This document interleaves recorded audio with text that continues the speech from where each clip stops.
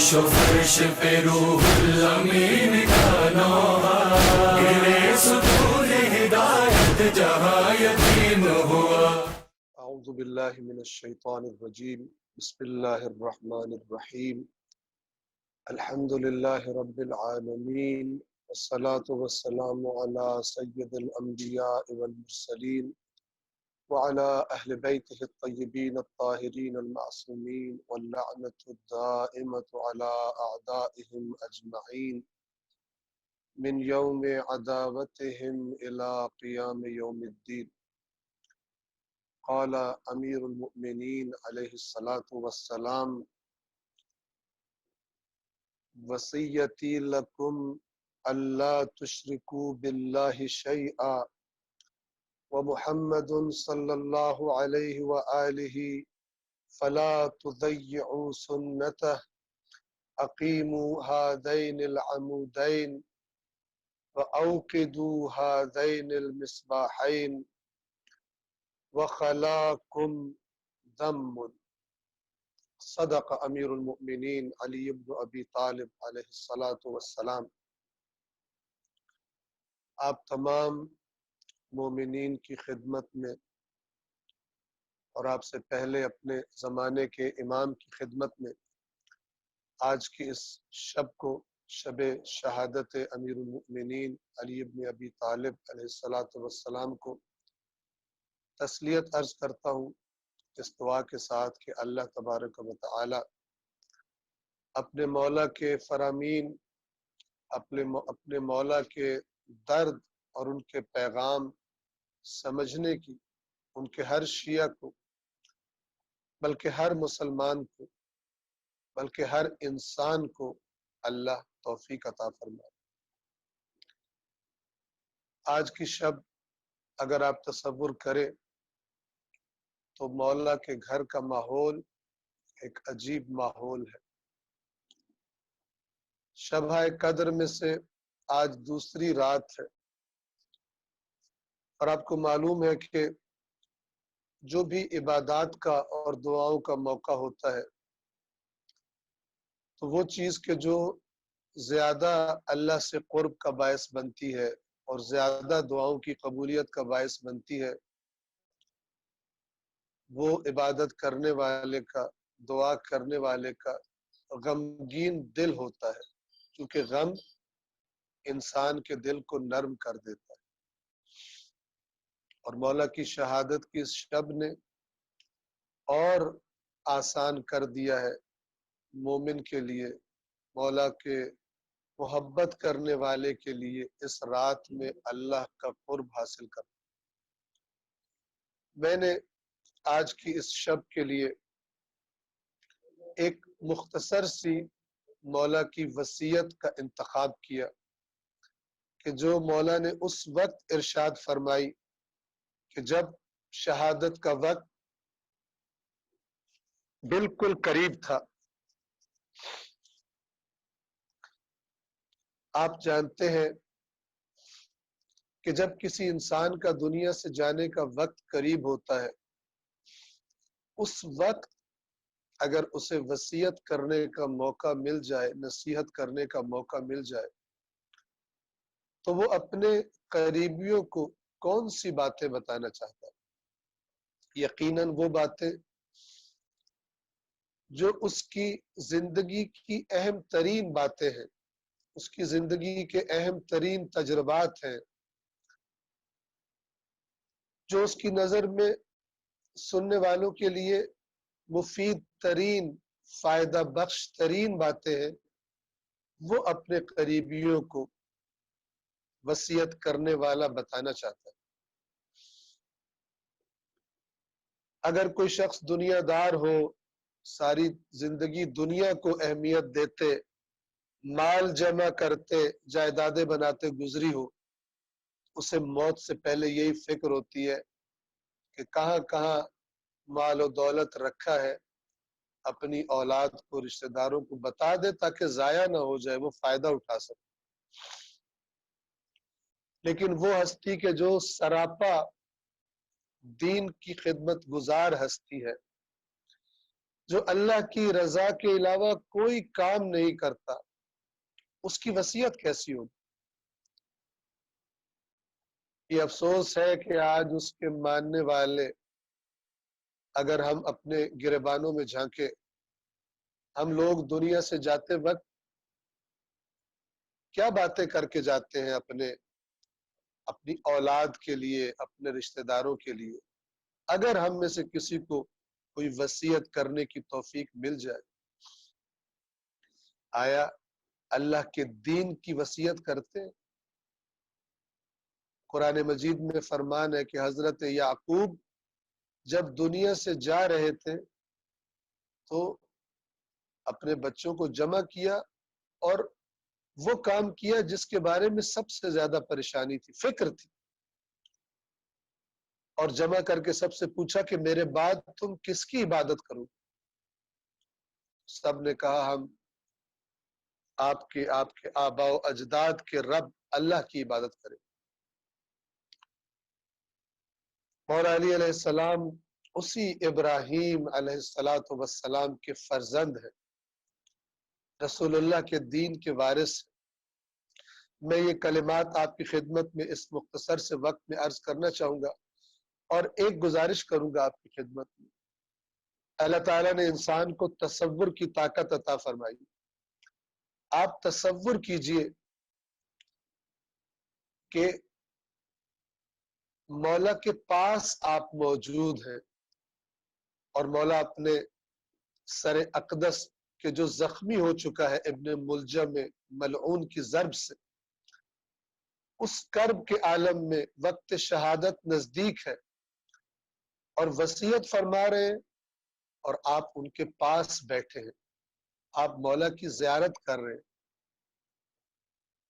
اپنے دلوں کے کان کھول کر اور اپنی بصیرتوں کو روشن کر کے اس آخری وقت میں آپ کے مولا نے کیا وصیت فرمائی، اس پر توجہ فرمائیے، اور جو چیزیں بیان کی گئی ان کو اپنی زندگیوں کی اہم ترین چیزیں بنانے کی کوشش کیجیے، اور ارادہ کیجیے کہ آج رات دعاؤں کی قبولیت کی رات ہے اور فیصلوں کی رات۔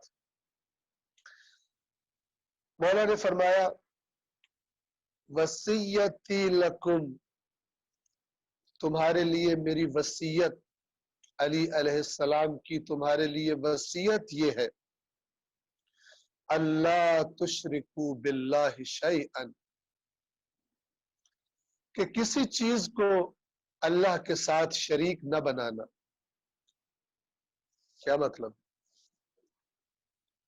اللہ کی ذات جیسی کوئی ذات نہ سمجھنا، کسی کی صفات کو اللہ کی صفات کے برابر نہ سمجھنا، کسی بھی اعتبار سے کسی غیر اللہ کو اللہ کا شریک نہ سمجھ لینا۔ سورۃ الاخلاص کی وہ آیت، آخری آیت، وَلَمْ يَكُنْ لَهُ كُفُوًا أَحَدٌ، اور کوئی فرد واحد بھی، کوئی ہستی بھی اس کے برابر نہیں ہو سکتی، اس کی ہمسری، اس کی برابری نہیں کر سکتی۔ پہلی وصیت توحید پر قائم رہنا اور ہر قسم کے شرک سے اپنے آپ کو دور رکھنا، اور اگر آپ اس پر عمل کرنا چاہتے ہیں تو یہ مہینہ اللہ کی کتاب کو سمجھنے کا بہترین مہینہ ہے۔ دوسری بات، وَمُحَمَّدٌ صلی اللہ علیہ وآلہ فَلَا تُضَيِّعُوا سُنَّتَهُ، اور محمد صلی اللہ علیہ وآلہ وسلم کی سنت کو ضائع نہ کرنا، یعنی اسے اپنا لینا۔ قرآن کا حکم، لَقَدْ كَانَ لَكُمْ فِي رَسُولِ اللَّهِ أُسْوَةٌ حَسَنَةٌ،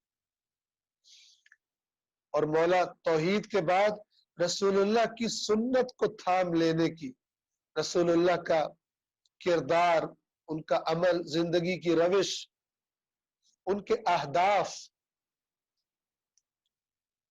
مولا وصیت فرما رہے کس کے بارے میں؟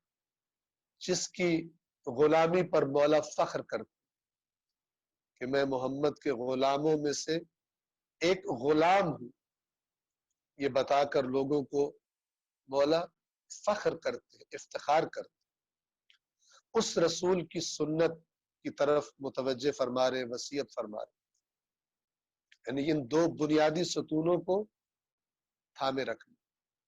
یہاں پر ایک نقطہ آپ کی خدمت میں عرض کر دوں کہ سنت رسول کیا چیز ہے۔ ہمارے ائمہ اہل بیت علیہم الصلاۃ والسلام نے صراحت فرمائی ہے کہ ہم تمہیں جو کچھ بتاتے ہیں دین کے بارے میں، در حقیقت اپنے پاس سے کچھ نہیں بتاتے، ہم تمہیں اللہ کے نبی محمد مصطفیٰ صلی اللہ علیہ وآلہ وسلم ہی کے بتائے ہوئے فرامین بتاتے۔ اگر ہم اپنے پاس سے کچھ بتایا کرتے تو ہم ہلاک ہو جاتے۔ کیوں؟ اس لیے کہ دین وہی ہے کہ جو اللہ نے کامل کر دیا رسول اللہ کی مبارک زندگی کے دوران۔ الیوم اکملت لکم دینکم واتممت علیکم نعمتی وردیت لکم الاسلام دینا۔ سورۃ المائدہ میں یہ اعلان فرمایا۔ توحید اور سنت رسول اللہ کا ذکر کرنے کے بعد مولا فرماتے ہیں اقیموا ہذین العمودین، ان دونوں ستونوں کو قائم رکھنا تاکہ تمہارے دین کی عمارت کھڑی رہے۔ اگر توحید میں کمی آ گئی تو دین ناقص ہو جائے گا۔ اگر رسول کے طریقے کی جگہ کسی اور طریقے سے زندگی گزارنے کا تم نے سوچ لیا تو دین میں نقص اور کمی آ جائے گی، ناخالص ہو جائے گا۔ اقیموا ہذین العمودین، ان دونوں عمود یعنی ستون، ان دونوں ستونوں کو قائم رکھنا۔ وَأَوْقِدُوا هَذَيْنِ الْمِصْبَاحَيْنِ، اور ان دونوں چراغوں کو اپنی زندگیوں میں روشن رکھنا۔ وَخَلَاكُمْ ذَمٌّ، اگر تم نے ایسا کیا تو پھر تم پر کوئی مذمت نہیں آئے گی۔ وہ تمام چیزیں جو قابل مذمت ہوا کرتی ہیں وہ تم سے دور ہو جائیں گی اگر تم نے ان دونوں ستونوں کو قائم رکھا اور ان دونوں چراغوں کو تم نے جلائے رکھا۔ اندھیروں کی جہالتوں کے اندھیرے، جہالتوں اور فتنوں کی تاریکیاں تمہیں صراط مستقیم سے دور نہیں کر سکے۔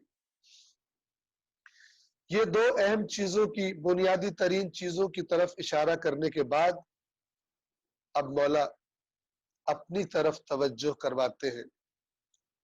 سر مبارک زخمی ہے، مولا کے بیٹے بیٹیاں اپنے بابا کو دیکھتے ہیں، گریہ فرماتے ہیں۔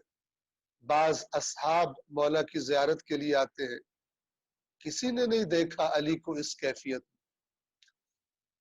مولا وصیت فرماتے ہوئے کہتے ہیں انا بالامس صاحبکم، کل تک میں تمہارا ساتھی تھا، تمہارے ساتھ زندگی گزار رہا تھا، تمہارے درمیان چلتا پھرتا تھا۔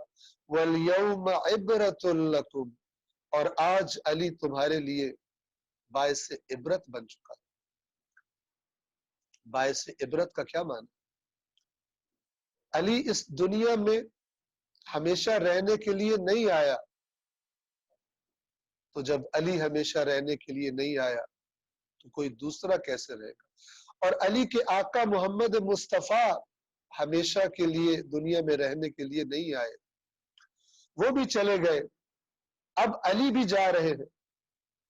اور یہ تمہارے لیے عبرت ہے کہ نہ سمجھنا کہ تم نے دنیا میں ہمیشہ رہنا ہے، ایسے منصوبے، ایسی آرزویں دنیا کے بارے میں نہ کر لینا کہ جو تمہیں اللہ کے ساتھ ہونے والی ملاقات سے غافل کر دے۔ کل تک میں تمہارا ساتھی تھا اور آج تمہارے لیے سراپا عبرت۔ وغدن مفارقکم، اور کل میں تم سے جدا ہو جاؤں، کل میں تمہارے درمیان میں نہیں رہوں گا۔ ان ابقا، مولا فرماتے ہیں اگر میں باقی رہ گیا، اگر اللہ نے مجھے زندگی دی، فَأَنَا وَلِيُّ دَمِ، تو میں اپنے خون کا خود صاحب اختیار ہوں. یعنی جس نے مجھے ضرب لگائی ہے، جس نے میرا خون بہایا ہے، اس کے ساتھ کیا کرنا ہے وہ میرے اختیار میں ہوگا.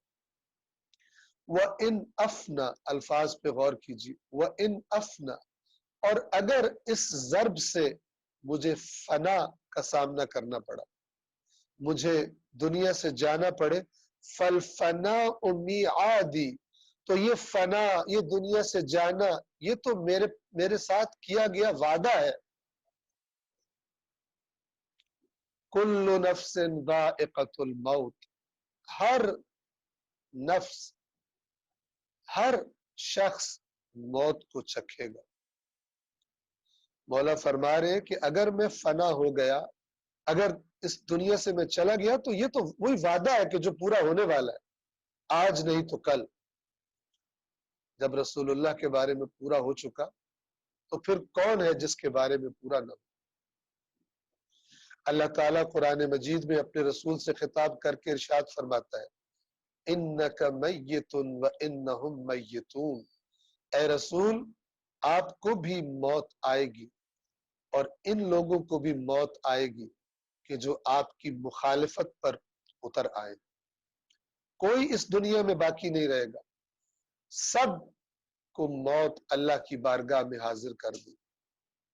اسی قرآن کی بات کو سامنے رکھتے ہوئے کہ اللہ کے نبی کے معتبر فرامین کے مطابق کہ جو شیعہ اور اہل سنت سب کی کتب میں صحیح سند کے ساتھ آئے کہ اللہ کے نبی نے فرمایا علی قرآن کے ساتھ اور قرآن علی کے ساتھ ہے، اور یہ دونوں کبھی جدا نہیں ہوں گے یہاں تک کہ روز قیامت حوض کوثر پر اکٹھے ایک ساتھ میرے پاس وارد ہوں گے. تو علی کی باتیں اور قرآن کی آیات کیسے ایک دوسرے سے جدا ہو سکتے؟ وَإِنْ أَفْنَا فَالْفَنَاءُ مِيعَادِي، اور اگر میں فنا ہو گیا تو یہ فنا تو میرا وعدہ تھا. وَإِنْ أَعْفُو، اور اگر میں باقی رہ گیا تو اگر میں نے اس کو معاف کر دیا جس نے مجھے ضرب لگائی ہے، جو میرا مجرم ہے، وَإِنْ أَعْفُو، اور اگر میں نے اس کو معاف کر دیا، فَالْعَفْوُ لِي قُرْبَةٌ، تو یہ اس کو معاف کرنا میرے لیے اللہ کے قرب کا سبب بن جائے گا. اس لیے کہ قرآن مجید میں اللہ تبارک و تعالی نے معافی کا حکم دیا، لیکن عجیب مقام ہے کہ جہاں پر علی یہ فرما رہے ہیں کہ اگر میں باقی رہا تو میں اختیار رکھتا ہوں، اور اگر میں نے اس کو معاف کر دیا تو یہ میرا معاف کرنا، چونکہ میں اختیار رکھتا ہوں، میں اسے مار سکتا ہوں، اس حالت اختیار میں اگر میں نے اسے معاف کر دیا، فَالْعَفْوُ لِي قُرْبَةٌ، تو یہ معافی، اسے معاف کرنا میرے لیے قربت کا باعث بنے گا، اللہ کے قرب کا باعث ہوگا. کون ہے علی سے زیادہ قریب آج کی رات روئے زمین پر؟ لیکن علی پھر بھی اللہ کے قرب کی تلاش، اپنے اللہ سے ہر طریقے سے اپنے قرب میں اور اضافہ چاہتے ہیں. وَهُوَ لَكُمْ حَسَنًا فَاعْفُوا، اور معاف کر دینا تمہارے لیے بھی نیکی کا کام ہے، بس معاف کر دو. أَلَا تُحِبُّونَ أَن يَغْفِرَ اللَّهُ لَكُمْ، قرآن کی آیت پڑھی، سورہ نور کی آیت کا ایک حصہ کہ جس میں اللہ فرماتا ہے کیا تم پسند نہیں کرتے، کیا تم نہیں چاہتے کہ اللہ تمہیں معاف کر دے؟ کیسے علی آخری لمحات میں بھی قرآن ہی کو سکھا رہے ہیں اور قرآن ہی کے مطابق وصیت فرما رہے ہیں. یہ معنی ہے کہ قرآن و اہل بیت کبھی جدا نہیں ہو سکتے. الا تحبون ان یغفر اللہ لکم، کیا تم پسند نہیں کرتے کہ اللہ تمہیں معاف کر دے؟ اور اس کے بعد اس وصیت کا آخری حصہ جس میں مولا اپنی کیفیت لوگوں کو بیان فرماتے ہیں. دیکھنے والے دیکھ رہے ہیں کہ علی تکلیف میں ہے، علی کے بدن سے کثرت سے خون بہ چکا ہے، چہرے کا رنگ شدت کے ساتھ زرد ہو چکا۔ یہ علی کے بدن کی حالت ہے، لیکن علی کی روح کی حالت کیا ہے؟ اس حالت کو مولا بیان فرماتے ہیں، واللہ، اللہ کی قسم، ما فجأنی من الموت وارد کرہت، یہ جو اچانک موت مجھ پر وارد ہو گئی ہے، یہ کوئی ایسی وارد ہونے والی چیز نہیں ہے جس کو علی ناپسند کرتا ہو۔ علی کو بالکل بھی کوئی کراہت، کوئی ناپسندیدگی کا احساس نہیں ہو رہا۔ کیسے ہو؟ علی تو ضربت لگتے ساتھ ہی اعلان کر چکے، فزت ورب الکعبہ، جس کامیابی کے انتظار میں تھے علی، اس کا اعلان کیا ہے۔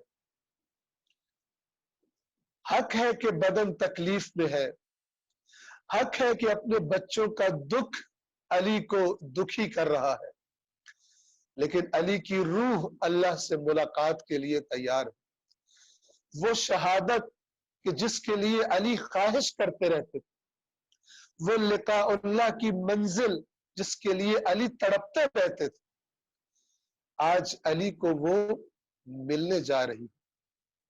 تو علی کی روح کس حالت میں ہے؟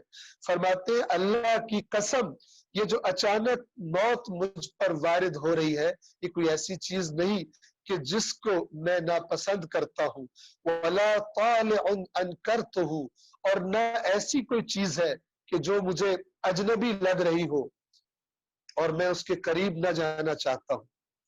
پھر فرمایا وَمَا كُنْتُ إِلَّا كَقَارِبٍ وَرَدٍ وَطَالِبٍ وَجَدٍ، اور میری حالت تو صرف ایسے شخص کے جیسی ہے کہ جو رات بھر پیاس کی حالت میں صحرا میں پانی ڈھونڈتا رہے، پانی کی تلاش میں بھٹکتا رہے ساری رات، اور اچانک میٹھے پانی کے چشمے پر جا پہنچے۔ اس سے بڑھ کر کیا مثال ہوگی؟ صحراؤں میں زندگی گزارنے والے صحرا کی پیاس اور پانی کے ختم ہو جانے کی تکلیف سے آسانی سے آگاہ ہے۔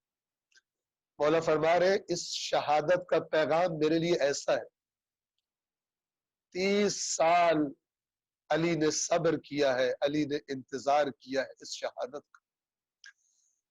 اسی کیفیت کو بیان فرما رہے کہ میں تو اس شخص کی طرح ہوں جو رات بھر پانی کی تلاش میں بھٹکے اور اچانک اسے پانی کا چشمہ مل جائے، اور میں اس شخص کی طرح ہوں، اس طلبگار کی طرح ہوں جو اپنے مطلوب کو تلاش کر رہا ہو اور اچانک اسے اپنی منزل مقصود مل جائے۔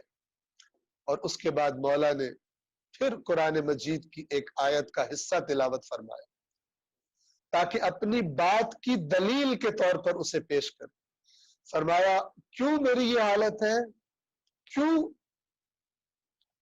میں نے کہا ہے فزت ورب الکعبہ؟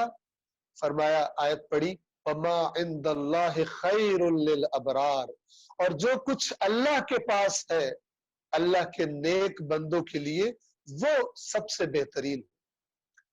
تو یہ ادنا دنیا، یہ تکلیفوں اور غموں اور شدتوں سے، آزمائشوں سے بھری ہوئی دنیا، یہ بہتر ہے یا وہ لقاء اللہ، یا وہ مقامات کہ جو اللہ کے پاس مجھ علی کا انتظار کر رہے ہیں؟ وما عند اللہ خیر للابرار، اور جو کچھ اللہ کے پاس ہے اللہ کے نیک بندوں کے لیے وہ ہر چیز سے، اس دنیا کی ہر چیز سے بہتر ہے۔ وصیت مولا کی یہاں پر تمام ہوئی۔ آج کی اس شب کی مناسبت سے ایک دو جملے اس گھر کے بارے میں عرض کروں کہ جس میں آج غم کا سما ہے، اور علی کے بچوں کو گویا وہ وقت یاد آ رہا ہے جب رسول اللہ اس دنیا سے تشریف لے گئے تھے اور یہ بچے گویا پہلی مرتبہ یتیم ہوئے تھے۔ جب مولا کے سر اقدس پر ضرب لگی، امام حسن کو بلایا گیا، یہ فرزند تشریف لائے اور اپنے بابا کے زخمی سر کو اپنی گود میں رکھا۔ علی کی آنکھیں بند ہے، سر سے مسلسل خون جاری ہے۔ بابا کے چہرے کو دیکھتے دیکھتے اچانک مولا حسن کی آنکھوں سے آنسو مولا کے چہرے پر گرا۔ علی نے اپنی آنکھوں کو کھولا، بیٹے حسن کے چہرے کو دیکھا، فرمایا بیٹا حسن گریہ نہ کرو، صبر کرو۔ دونوں بیٹے حسن اور حسین مولا کو لے کر سہارا دے کر گھر کی طرف لے کر گئے۔ میں مختصر کروں، جو بھی مولا کو دیکھتا ہے گریہ کرتا ہے۔ علی سب کو صبر کی تلقین کرتے ہیں۔ علی سے بڑھ کر کون صبر کرنے والا ہوگا اور کون صبر کی تلقین کرنے والا ہوگا؟ کبھی امام حسن کو صبر کی تلقین کرتے ہیں، کبھی حسین کے آنسو پوچھتے ہیں، کبھی عباس کو صبر کی تلقین کرتے ہیں۔ لیکن ایک حادثہ ایسا ہوا، ایک ایسی بیٹی علی کے کمرے میں داخل ہوئی کہ جس کا نام زینب ہے، جس بیٹی کے خیال سے شاید گھر کے قریب آتے ہوئے علی نے اپنے فرزندوں سے کہا تھا کہ یہ جو میرے اصحاب میرے پیچھے آ رہے ہیں، میرا گھر قریب ہے، ان سے کہو واپس چلے جائیں، کہیں ایسا نہ ہو کہ میری زینب میری اس حالت کو دیکھ کر برداشت نہ کر سکے۔ علی کی غیرت گوارا نہیں کرتی کہ کوئی زینب کی آواز سن لے۔ یہ بی بی زینب جب کمرے میں داخل ہوئی، علی کی نگاہیں زینب کے چہرے پر پڑی، بیٹی کی نگاہیں اپنے بابا کے چہرے پر پڑی۔ بابا کو اس حالت میں دیکھا، بی بی زینب نے گریہ شروع کیا۔ اب وہ علی جو سب کو صبر کی تلقین کر رہے تھے اب صبر نہ کر سکے اور آنکھوں سے آنسو جاری ہوئے۔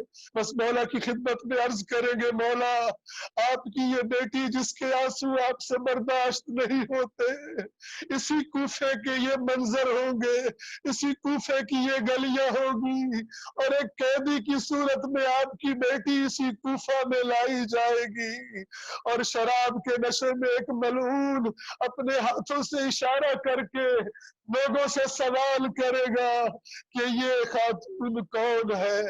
الا لعنت اللہ علی القوم الظالمین وسيعلم الذين ظلموا أي منقلب ينقلبون۔